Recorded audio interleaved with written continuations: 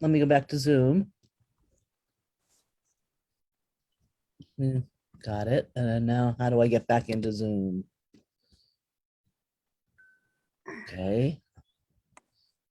Bear with me. To find Zoom. I know how to get there. Keep on top. Keep on top. Wait a minute. Meeting. I know how. Show. Can't get back to that little Zoom thing. Why don't you minimize and eventually you should find it, right? Minimize. Wait a minute.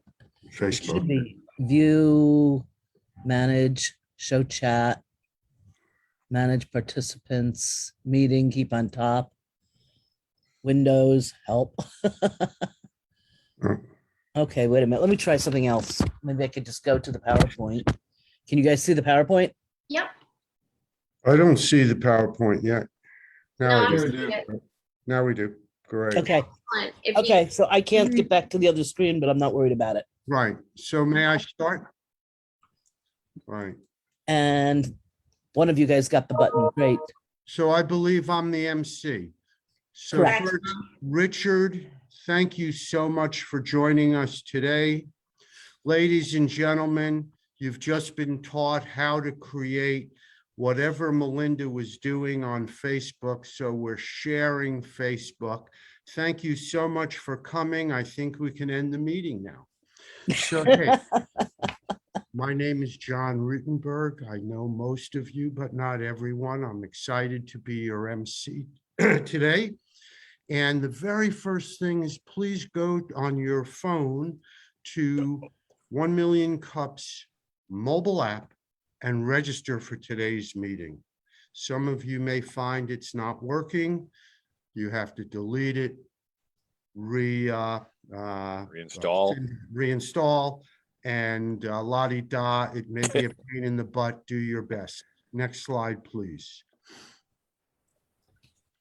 So what are we all about? We are all about entrepreneurship, community, and education. Next slide, please. So our goal is to promote education among entrepreneurs, connecting people who join us weekly. Most of you join us weekly and have built relationships that are critical to the durability of 1MillionCups, Fairfax chapter. So to all of you, we applaud you for stepping up every Wednesday morning. And to Richard, we welcome you again, and we appreciate you stepping up to present, which you'll do in a couple of minutes as soon as I get through these boring slides. Next slide, please. So key pillars. No pitches. We make presentations about business challenges. By sharing ideas, we build connections. That's really great. People in this room don't have to talk business anymore because we're friends. We can talk about family, hobbies, different points of commonality, because we are a community run for this community and by the community, made up of organizers and ambassadors, as you'll see in a minute. Next slide, please. We are safe and supportive. The ideas that get exchanged. Richard, someone may say to you an idea or a suggestion, and you say to yourself, gosh, I'm so stupid. Why didn't I think of that? Don't worry about it, man. The people in this room have terrific intellect, and their ideas are amazing. I learn stuff every week. Okay, we're co-owned, meaning there's a group of us who organize and manage it, making it available to you so you can have some equity, some skin in the game by stepping up every Wednesday. Radical and intentional inclusivity. Those are such big words, but they're intentional. The sky's the limit without hurting anyone. It's an innovative concept. Maybe the country needs to follow it. Anyway, one of the very last item, our culture. We need each of you to fuel our presenter pipeline. So Richard, you will leave with a responsibility. You probably know some people who might be good candidates to make a presentation. And based on your own experience, you'll be either a living testimony or a living testimony to the greatness of this group. You have no choice. Next slide, please. Welcome our brand ambassadors, or I don't know how many. I did see John Foster. John, why don't you kick it off? And then anyone else? I saw Lisa also. I'm not sure who else is here, but John, please introduce you. And thank you so much for being an ambassador. Oh, thanks a lot, John. I appreciate it. And, you know, I enjoy being an ambassador for the group because it's just an awesome experience all the way around for the participants as well as the people that, you know, are offering insight and advice. So glad to be here. I'm with Green for Health and Wellness and, you know, healthy people, healthy planet. Lisa? Good morning, everyone. My name is Lisa Shapiro. I am the CEO and founder of DC Fempreneur. It is a community that supports female entrepreneurs in the nation's capital. So I believe, is there any other ambassador in the room? I don't believe so, just to check. You know, everyone has an incredibly busy schedule, and these 6 people have chosen to work on getting leads for new presenters. That is their mission. And once a month, we come together as a group of ambassadors in a sales meeting.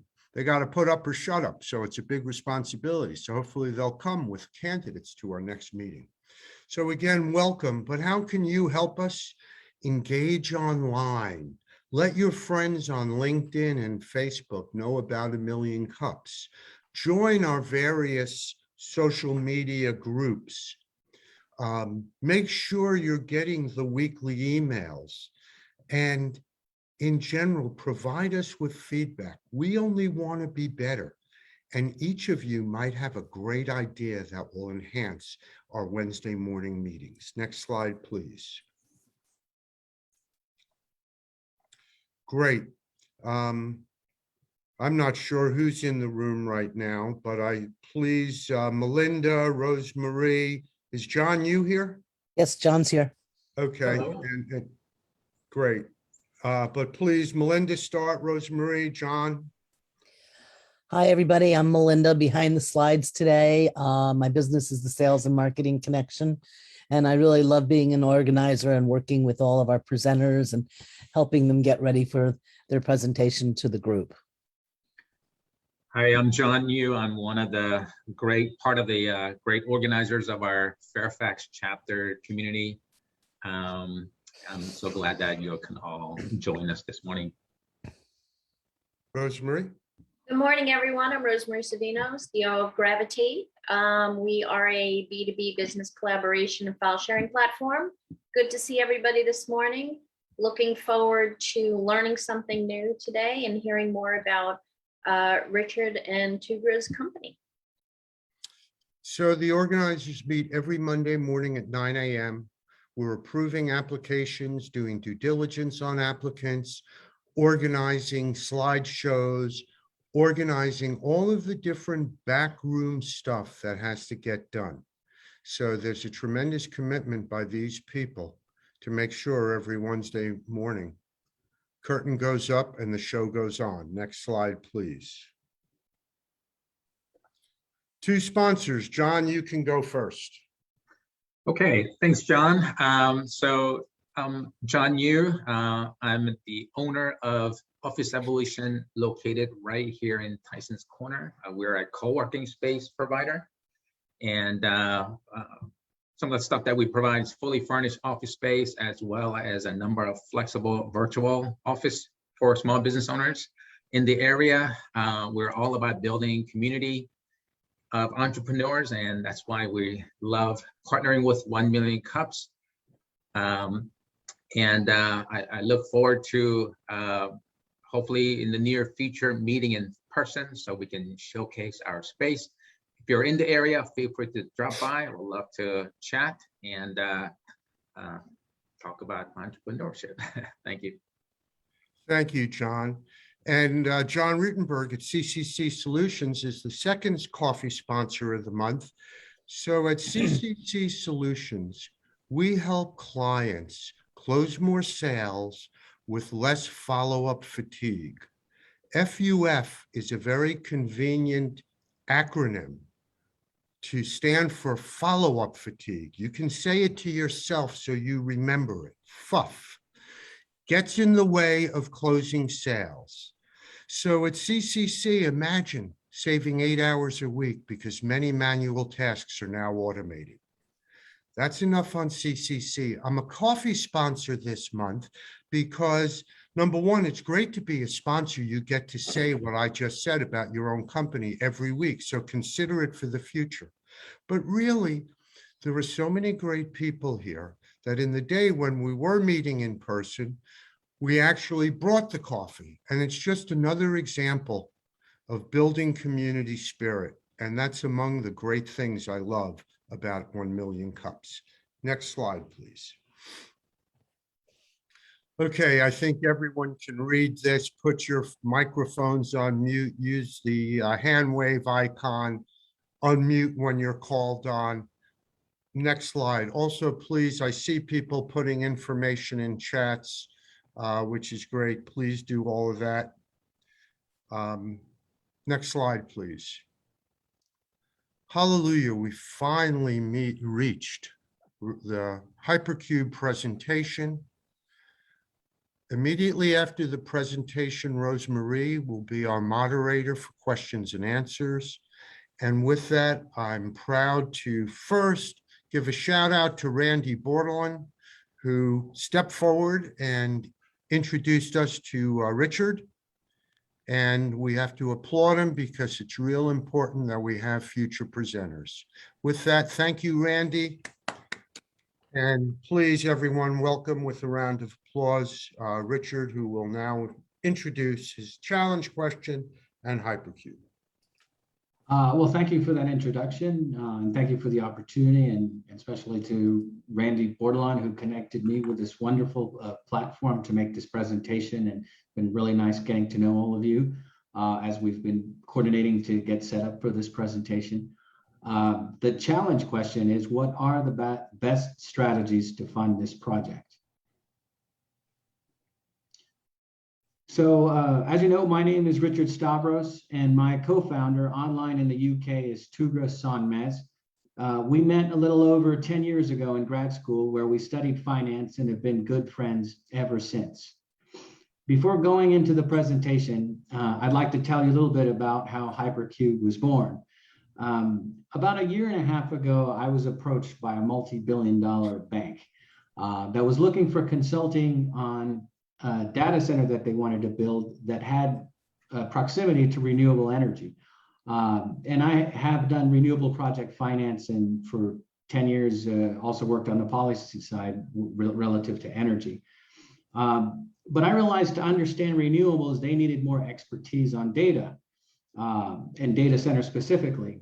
I talked to Tugra to talk to the bank, knowing he's managed data centers around the world. But then it turned out that the bank wasn't ready to move forward with the project. Tugra and I found we both had one part of the expertise. And as we talked, we came to the conclusion that we could build a net zero data center that could be greener, more cost efficient, more advanced, and secure than was out there. That was the beginning of Hypercube Digital Systems, where we hope to build the next generation of data centers needed to support the explosion in digital technologies. Next slide, please. As we said, we intend to build a new generation of advanced, what they call Tier 4 green global data centers, and we plan to build it in Latin America. Tier 4 is a higher level of security, physical security. It involves biometrics on the inside of the data center, the way it's built, and also the type of backup systems that it has to keep it online 100% of the time, or as close as you can. Why Latin America? we've identified a country that derives its energy from 100% renewables. It's Latin America's oldest democracy, has an education, infrastructure, and medical services almost equivalent to the US. And further, many US tech companies are already located there, like Microsoft, Amazon, and Intel. It's either their back offices or their main offices for Latin America. Now, of the 40 million we're seeking in funding for phase one, we have all received 30% tentative commitment from 2 institutions, should we find an anchor investor. Next slide, please. A little more detail on Costa Rica. I specialized in Latin America more than 10 years ago when I worked for the Inter-American Development Bank, which is very similar to the World Bank, and got to know different parts of the region. And as I mentioned, Costa Rica derives 100% of its energy from renewable resources. And we understand many multinationals are looking to locate to the region to bolster their supply chains given COVID-19 disruptions. In Costa Rica, we have already established partners in renewables and have already identified a micro hydro site where we could put this data center. And as you can see, the returns of 50% are really, really consistent with a high growth of digital technologies. Yet at the same time, it's a very stable business and proven technologies that have been around for many, many years. Next slide, please. Many of you may be wondering why there is so much demand for net zero data centers. Beyond the reason that data center growth is growing so fast that in a couple of years, it could be 5% of global energy. But beyond that, the actual technologies that are driving this growth, it's the digital revolution, the need for real-time systems to support artificial intelligence, autonomous vehicles that are around the corner, 5G communications, which we're already implementing. And recently, you've probably watched in the news in the last 6 months that cryptocurrencies are moving to try to be green because they've been identified as using way too much fossil fuels to be able to mine their Bitcoin. And clearly, the COVID-19 pandemic, with everyone working from home, working online, video calls like this, compounds the need for more data centers. Next slide, please. As one can infer from all the growth that we see around us in the different digital technologies, we now have independent research firms already forecasting that in the next 5 years, data usage is going to quadruple. And then Latin America alone is going to be a $17 billion market. And one thing also to highlight is that there are no tier 4 data centers operating like the kind that we hope to build in the region and in other countries we've identified. And I'll repeat that tier 4 is a kind of security in terms of how these data centers are built, where they're located, how many backup energy systems they have. So basically, the whole focus is to make sure that they're always operating. Next slide, please. Here we describe our services. Some of you may be thinking, how are we going to compete with Amazon, Microsoft, and Google given our size? But the answer is we're not. We're not competing with them. We are complementary to their businesses. Basically, in the last few years, all those big cloud service companies have basically gone open source, and which means that we're what you call a co-location data center, which means we're kind of like a hotel or condo. If the customer wants Amazon or works with Microsoft, we can offer that platform. The reason tech companies do this, it's to grow their business, and also the tech companies realize that the growth in digital technologies are so exponential, even with their incredible balance sheets, they can't do it on their own. So they are consciously allowing for co-location data centers to be built to help in the capital raise and capital allocation process to get these services together. Now, like a condo, businesses lease their space or percentage of the data center. So like the image you see there, one company might own the entire room, or they might have a little room or little cage within the center, or they might have the penthouse. We provide all the infrastructure services so they can move in and operate. Next slide, please. Given my co-founder's years of experience in data center management, we know in detail the costs to develop a data center and believe we could complete phase 1 in 18 months. And also, the other thing we would also highlight in this milestone, one thing that people sometimes miss, I guess, when we've been making our pitches, is that this is a proven technology. So unlike other tech startups that they have a service or something that they're pitching or a proposal that they're making, because our technology is proven and this is a well-known industry, we can, as we're building the data center, we can market to customers. So by the time we complete the data center, we'll actually have, customers and operating. Next slide, please. So one of the last slides, what I really want to highlight is how this business is already being validated, and it's a business that's viable. In the last year, a data center in India sold for $160 million. That's basically the size and specifications of our phase 1. And that $160 million data center was paid in cash, which is extremely rare. Applying the same valuations to our data center would be worth at least $255 million. And then add to that the purchasing power in Costa Rica is stronger than India, which means that the valuation of our phase 1 could be in excess of $255 million. Next slide, please. So the challenge question is, what are the best strategies to fund this project?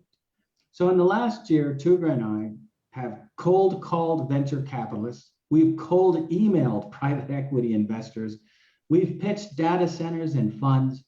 We feel we've tried 999 approaches, and this is really referring to the Peloton funder who talked to 1,000 people. We think we've talked to everybody that we can think of, and we need your help in understanding why we're not getting consideration given our experience and knowledge in the market opportunity. Thank you so much for the opportunity to talk to you. Thank you, Richard. What a great review of your business in a way that I think, unlike me, because I know this business well, I think a lot of the folks on this meeting probably had their eyes open to what goes into their clicking all day long. So thank you for that. Once again, I am your moderator today. Couple of quick items. If you would like to participate, please use the raise hand icon, or raise your actual hand, or put something into the chat so that I can line you up. I will give folks the order in which they are slated to go. I will ask everyone to please keep yourself muted unless I have asked you to ask a question. And Richard, a quick reminder, we will share with you the chat transcript and the recording so that you can focus on the interaction with our members today instead of worrying about taking notes. So Okay. On that note, I think Melinda, you had a question, and then we'll go from there. Actually, Lisa had a question as well after you. So go ahead, Melinda. That was a phenomenal presentation. Very, very happy with what you and Tugra put together, Richard. My question is a little bit going back to your roots of where you guys met, which you shared with me when we were writing this presentation in Oxford, and being able to work your alumni group of other fellow students, because a lot of people probably have stayed in tech, have moved on to other things, and then that may be a good targeted audience to work with. Can you talk a little bit about the folks you graduated with, and possibly Oxford being a place that you may find some referrals to get to some of the dollars you're looking for? Sure, I'd be happy to. So Tugra and I both studied finance and strategy, and we met, obviously in Oxford. No, we still have a bit of connection to the university, because while I was being reached out by this bank on the data center, I was participating in this thing called the Oxford Collabathon, where you basically go into discussion groups about green. I was focused on trying to find green business strategies. I've always been interested in sustainable finance and investment.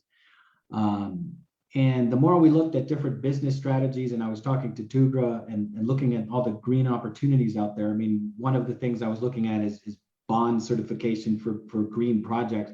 But as I looked and thought about the future, we really came across this idea, that these green data centers were the future. I mean, there's a really excellent white paper by Google about a year ago about how Google changes its operating capacity or its computing capacity, moves it around the world to try to reduce the emissions that it does. But the thing is, many of these companies try to use green offsets, but they're kind of more focused now on trying to see how they can get to net zero. But certainly we've talked to a number of our classmates, either on the IT side. Our classmates were very diverse. We had engineers. So Tugra is a naval and aeronautics engineer by training. So he can basically build a data center any way you like. We've even, and this is kind of far out, we've also looked at ship-based designs. If it goes there are some tech companies out there working to see if it's possible to put them on the water. But yeah, we reached out and gotten perspective, but we feel like,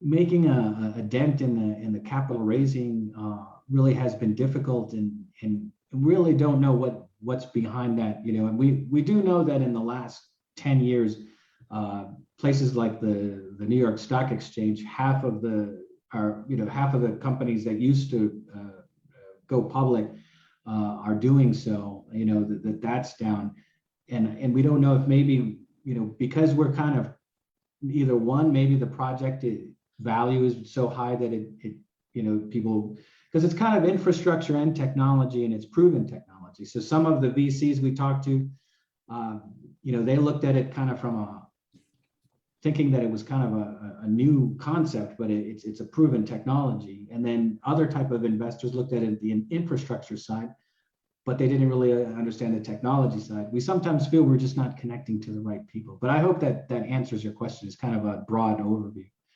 Thanks, Thank you. Richard. Lisa Shapiro, you had made a comment in chat, and then John Rutenberg. Great job, Richard. I think it was a wonderful presentation. You are based in the UK, yes?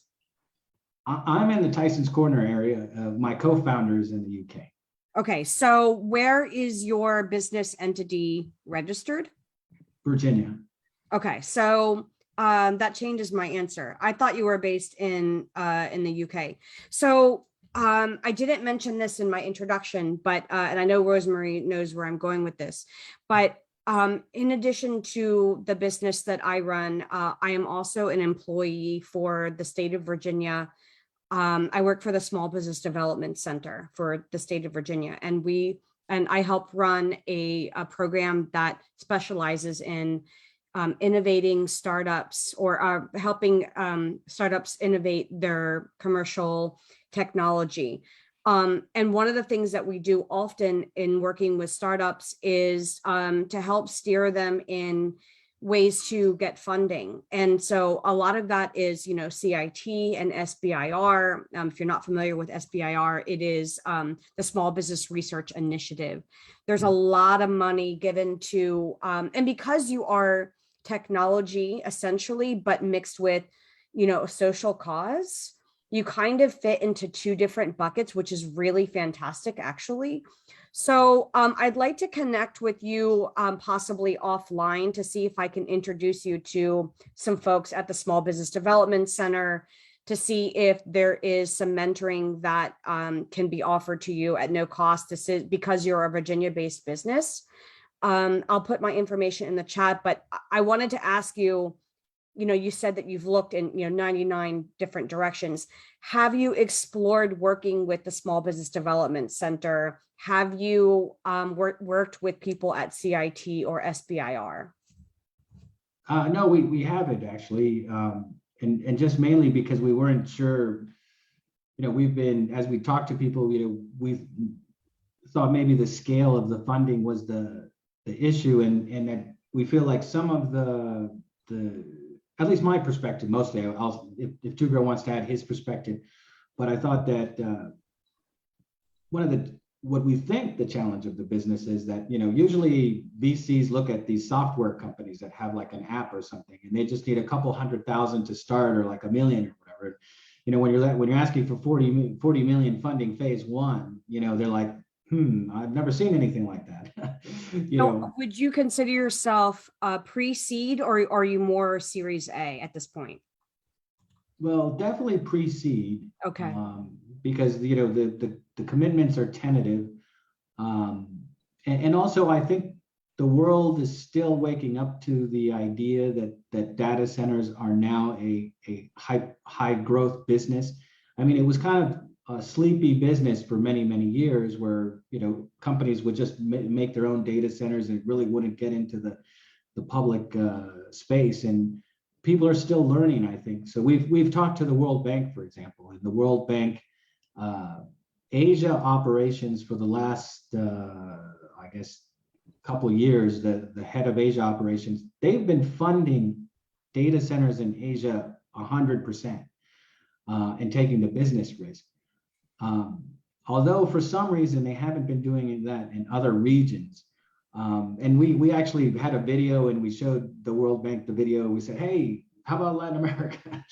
And they said, well, they hadn't started looking at other regions. That was where they're beginning. So I think the large scale investors, international investors, are still trying to understand what type of businesses they can fully fund at that scale.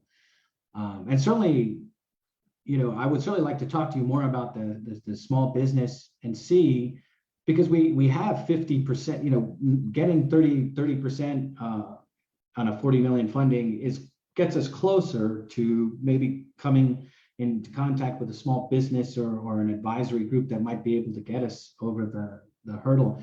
Because we have we're absolutely sure, I should put it that way, that if we get phase one done, all the next phases will come through. I mean, we think the data center in Costa Rica is our opportunity to really, show what we dream a renewable data center would look like. And I think once you have the proof of concept and you have the customers and everybody understands. But I guess that's the thing that most entrepreneurs would say is, it's always getting the first project over the hurdle. Thanks, Richard. Thanks, Lisa. Next up is John Rutenberg, then Ken Portnoy. Then I have a question for you. I just want to remind everybody, please keep your questions relatively succinct. And Richard, you might want to understand that we can get more questions and comments in that way. Okay. And love your answers. Conciseness is less is more. Go ahead, John Rutenberg, and then Ken. Thank you. And Richard, thank you. Amazing presentation. Very exciting. So educate me a little bit. You said initially you're seeking $2 million. Well, Am I we correct? highlighted the 2 million, but that's part of the 40 million. No problem. But let's stick with the 2 million, because 40 million is a different kind of raise. So 2 million to many investment firms is small, and you're really more at a friends and family level. Second, you mentioned that you have commitments potentially informal, that if you get an anchor investor, and does that refer to the 2 million or the 4 million? The 40 million, excuse me. So the tentative commitments are for 30% of the 40 million. So if someone comes in with a 70, Sure. they will come in with their 30%. So would they come in the 2 million round? Well, the 2 million is part of the 40 million. I understand that, but I'm purposely breaking it down because the strategies for raising 2 million is different than raising 40 million. And I think you need to focus on the 2 million at the moment and make that its own set of, which is to you, milestone. And we can talk more offline. I do know someone who was very high up in the World Bank in Latin America. So we'll come back to that. You'd follow up afterwards. But I really think the key is focusing on getting the 2 million. And if those two potential investors would still looking for an anchor, and I don't know how, your 70% is a hell of an anchor. On 2 million, getting one group to put up 500,000 would be a nice anchor. So just think smaller for the moment, get to 2 million up and running. That's my thought for the moment. Succinct? Thank you, John. Ken Portnoy. And then I'll have a question. Hi, Richard. I understand the logic behind Costa Rica. You were very clear about that in your presentation. What's not clear is your experience and connection in Costa Rica. Let me draw a quick parallel. If you're going to build a building in New York City, you better be able to deal with New York City labor unions.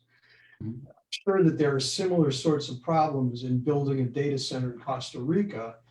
And also in Costa Rica, if you're sufficiently well connected, I assume Costa Rica is like the rest of Latin America. It's a two-tier society with huge amounts of wealth on the top who want to make more money at 50% EBITDA. So I'm curious about, the summary question is, I'm curious about your connections and experience in Costa Rica and whether they support the dream of a data center in Costa Rica. That's a good question. Sure, I'd be happy to answer that. Over the last 10 years, I've done project finance in Costa Rica and Mexico for renewables. In fact, hydro sites and solar, and also there was a energy real estate investment trust that I worked on in the region. So it's more than just an analytical understanding of Costa Rica. It's having done business there. So over those years, I've been able to make contacts. So we have a strategic partner who's one of the world's, well, it's the division of one of the world's largest law firms, which also has a consulting firm, and they have expertise in data center legal details in terms of how to organize a data center in a particular country in Latin America. Their operations are global, but they're also very expert in Latin America. During those years when I was working on renewable projects, I also made contacts with several renewable companies. And so this one company that is basically building all the backup batteries and renewable systems for a lot of the kind of the, what do you call it? Sorry, thinking the energy efficiency plays, so hotels and putting chillers and all that sort of thing. So I have quite a few years of experience of knowing what the Costa Rica business environment is like. And as I mentioned before, Costa Rica, I don't know how well informed everyone is. Obviously it's different when you're a specialist on Latin America, but Costa Rica is very, very similar to the United States in medical education and information. I mean, you have a lot of basically what they did, if you know the history, is they many years ago, they decided not to fund a military, and they used their military to invest in their education, and this has and their healthcare system, and this has caused incredible benefits. So I hope that answers your question. I'm happy to go into more detail. Can I ask a quick follow-on, Rosemary or Melinda? quick and then I get to ask the question. Have you exploited all of those contacts for funding? Well, the one challenge of funding, so it is a very sophisticated culture in Costa Rica, and so I would want to have the funding before I would negotiate with the country, because we would want the government to have a portion of the data center. I must not be being clear. How come the guy who's doing the mini hydro is not funding you? Well, that's a good point. We haven't talked about that. That's why I asked the question. Yes, yes. I'm done.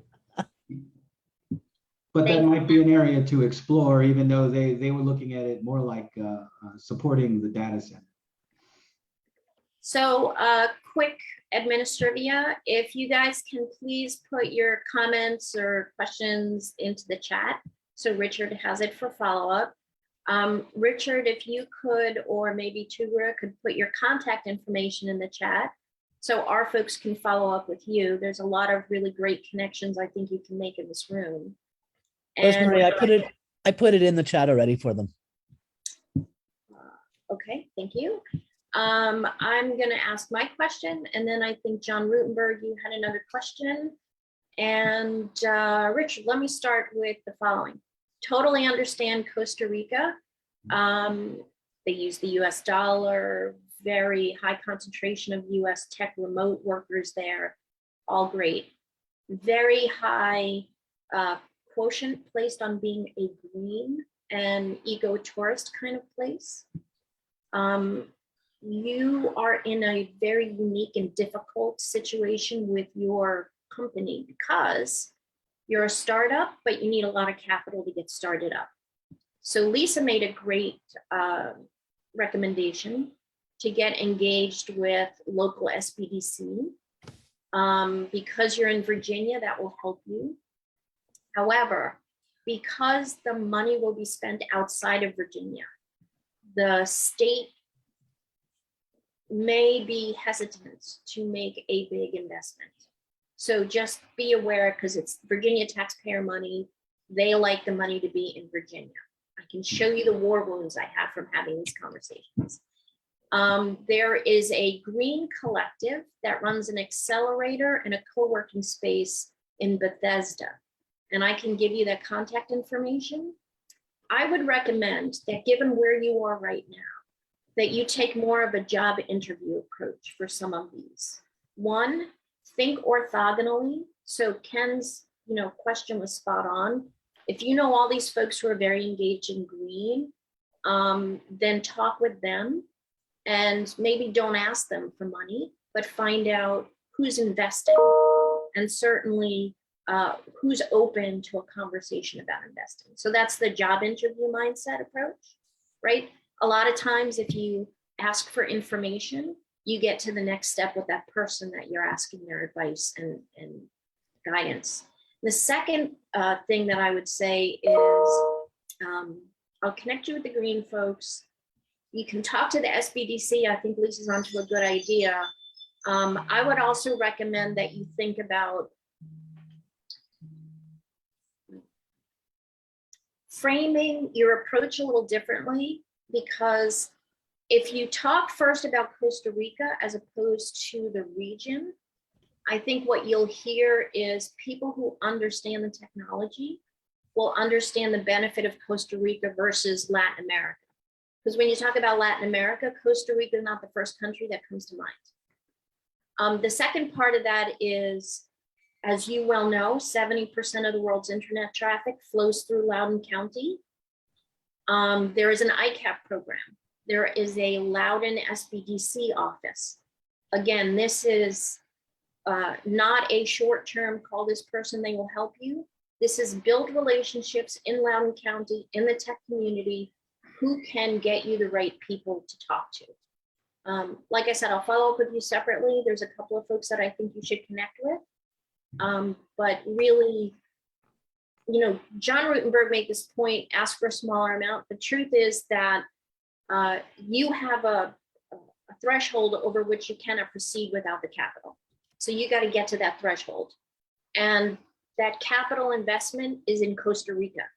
And that's making your risk evaluation by investors much higher because it's not in Loudoun County, right?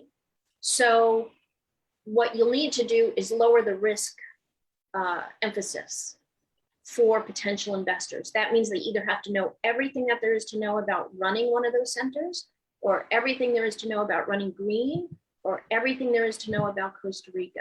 And if you can find the Venn diagram where those three things come together, that's your sweet spot. And you may need to have a bunch of informational interviews before you do that. So in the not concise department, that's my feedback. I'll put as much of it in the chat as I can remember. John Rutenberg, I know you had a question. That was excellent, Rosemary, by the way, what you just said. And so in one of your earlier slides, excuse me, you showed the uses of funds.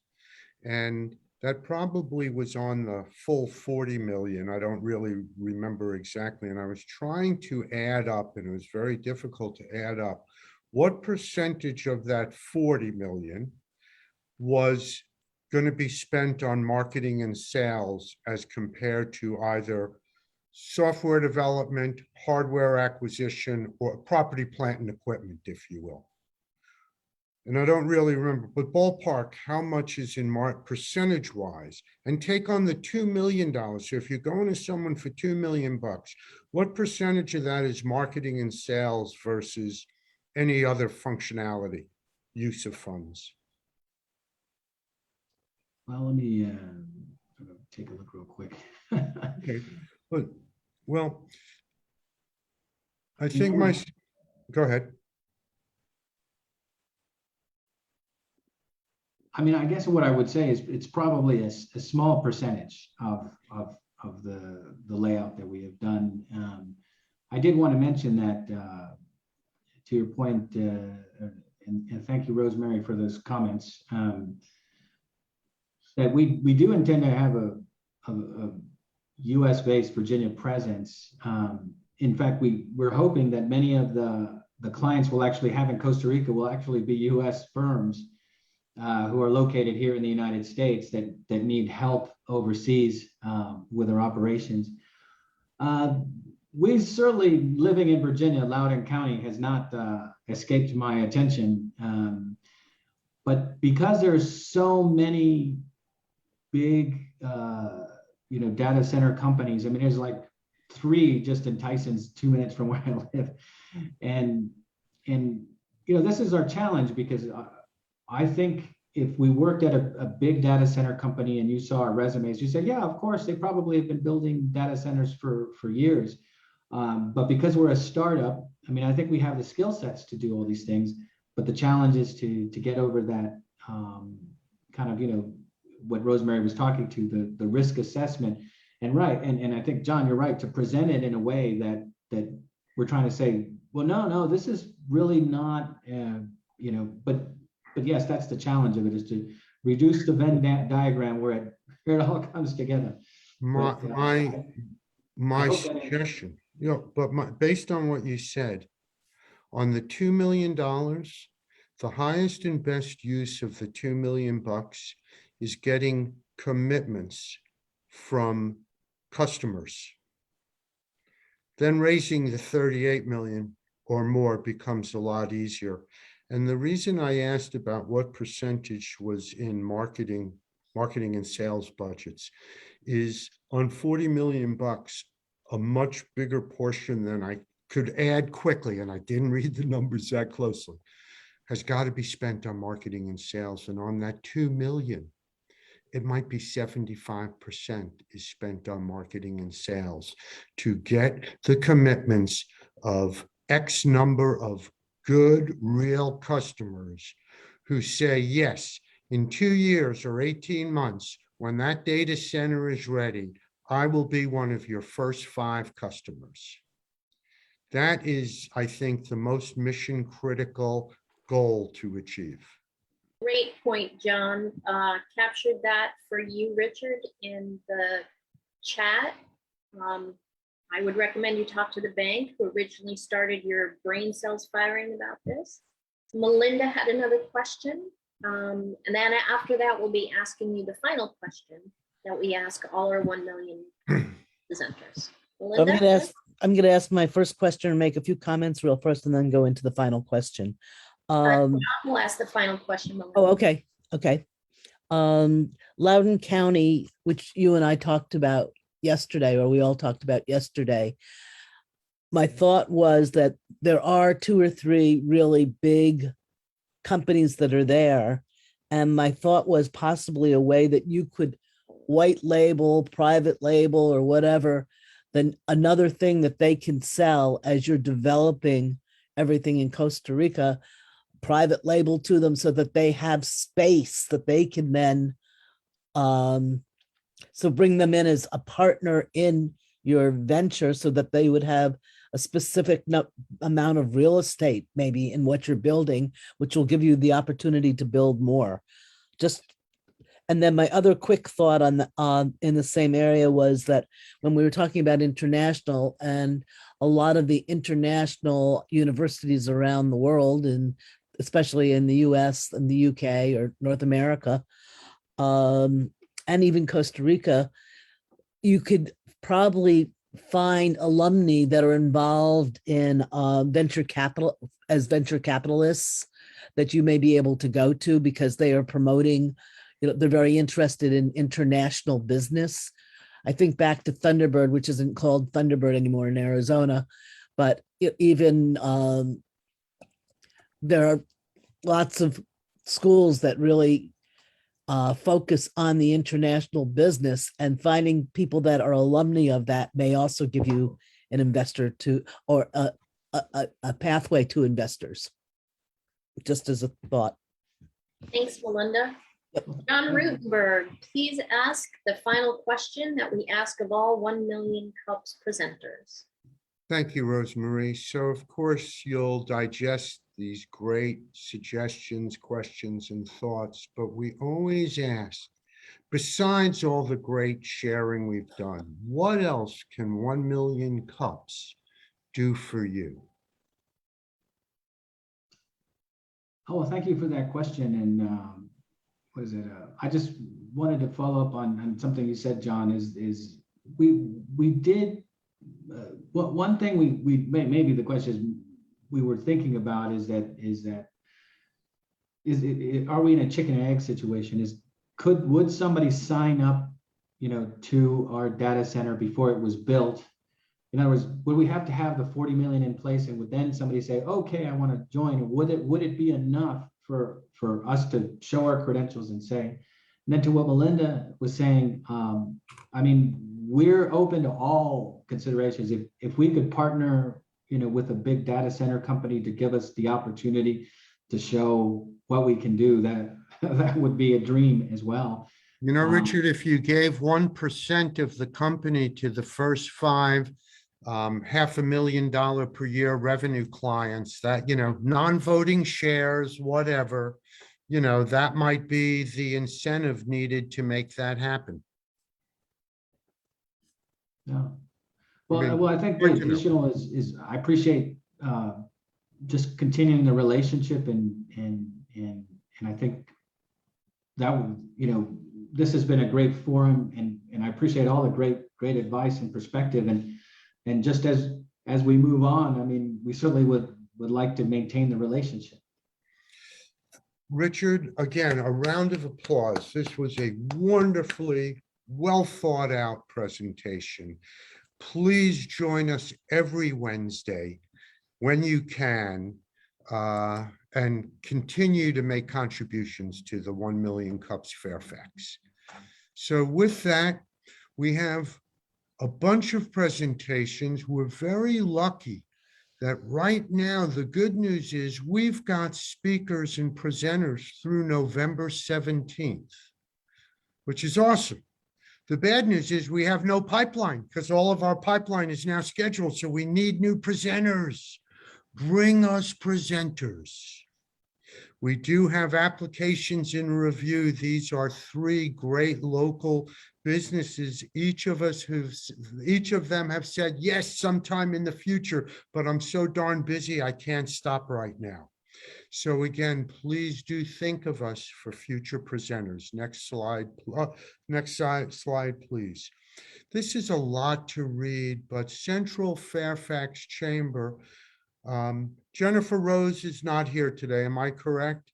Correct. Please, everybody between Central Fairfax Chamber and Fairfax County Economic Development Authority, both organizations are our partners and they participate actively in our community. Please do support and attend when possible events available to you. Next slide, please. What a great message. Ready to present? Apply today. We need you. I thank you so much for coming today, for coming almost every Wednesday. We're a durable organization that's sustaining itself, even in COVID on Zoom. And we're growing, and we're excited by people like Richard who come out and present, and folks who attend on a regular basis. The Kauffman Foundation funds 1MillionCups, something like 160 chapters across America. And while not every chapter meets every Wednesday, many chapters meet in whatever frequency Wednesday mornings, sharing coffee and sharing entrepreneurial ideas. How cool is that? Please continue, raise your cups and continue to be great entrepreneurs and members of our community. Thank you so much for coming. I now declare this meeting finished. Is that fair? I don't think there are any more slides, right? Correct. Great job, everyone. You're Thank you, certainly guys. can hang out a Thank you little. for the opportunity.